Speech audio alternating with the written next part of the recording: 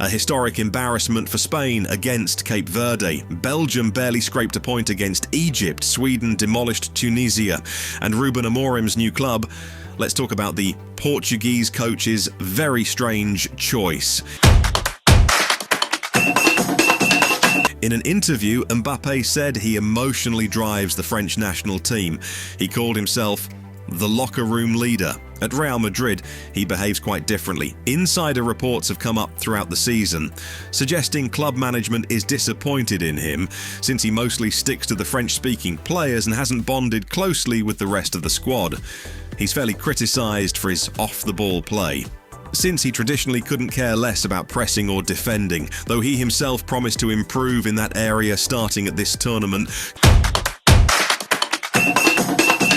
Côte d'Ivoire fans were barely present for their team's opening match due to visa issues, but those who did make it to the game against Ecuador got to witness a real celebration. The Africans pulled off a narrow win and now look likely to reach the knockout stage. Amad Diallo scored the decisive goal yet again, while the star of the match was winger Yan Diomande. Liverpool should hurry up and finalise his transfer from Leipzig before his price climbs even higher. Meanwhile, another African team embarrassed itself badly yesterday. Tunisia, known for a rock-solid defence, got crushed by Sweden 5-1, despite having won all 9 of their qualifying matches without conceding a single goal. Sweden's star-striking duo did the damage. Victor Gyökeres, a goal and 2 assists, and Alexander Isak, a goal and an assist. After the rout, the team fired coach Sabri Lamouchi. The first time in World Cup history a coach has been let go after the opening match, and not just over the result. His son, despite holding no official role, had been part of the team delegation and got into a fight with a Swedish fan after the match. Belgium barely managed to grab a point against Egypt yesterday. The Africans, who used to rely too heavily on Salah, now look freer and more confident. Belgium, on the other hand, disappointed and would have lost outright if not for Romelu Lukaku.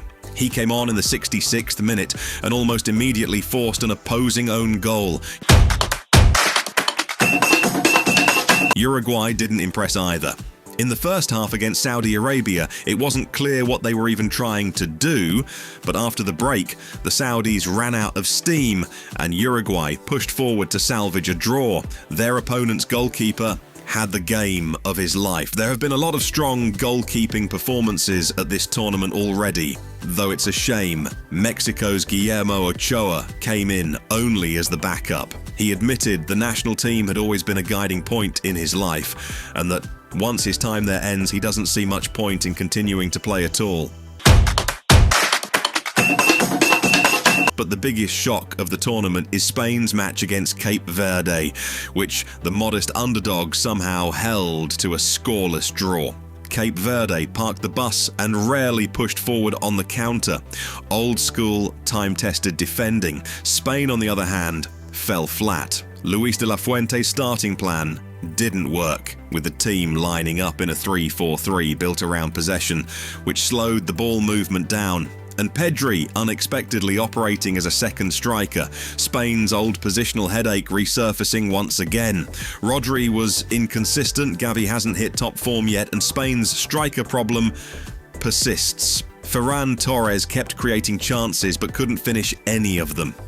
There's still a clear imbalance between Spain's right and left sides, and yesterday Lamine Yamal didn't start. Without him and Nico Williams, the team lost all its usual spark. Once Yamal did come on, La Furia immediately looked sharper, with the winger tearing up his flank and confirming he's the squad's biggest hope at this tournament. Cape Verde didn't just manage to grab a point off Spain, they also committed just a single foul the entire match, despite spending nearly the whole game on defence, which according to Opta is the fewest fouls recorded in a World Cup match ever.